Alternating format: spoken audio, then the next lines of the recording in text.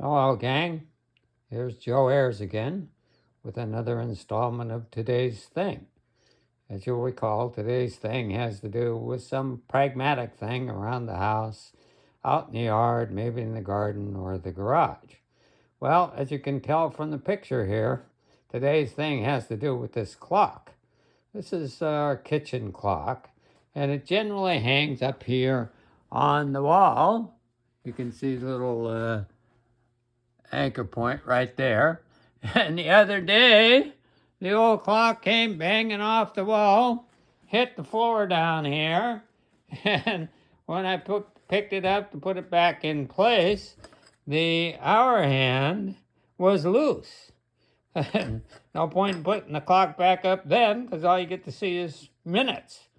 So I had to figure out how to get it out of there. And the way clocks are, there's this glass on the front of it here, but there's no way to get that glass out from the front. You've got to get it out from the back. And it's anchored in there with these little anchor points here. And you can see the screw head. It's a Phillips, a little bitty Phillips. So you got to have one of these little bitty screwdrivers with a little bitty end on it. And I decided I'd just take it off of there. And it has 4 anchor points. There's one there, and there's another one there, and so on. And I marked it on the edge just because I want the 12 to be right at the top, right? And I want to make sure that I get it the same way here, so I got a little anchor point there.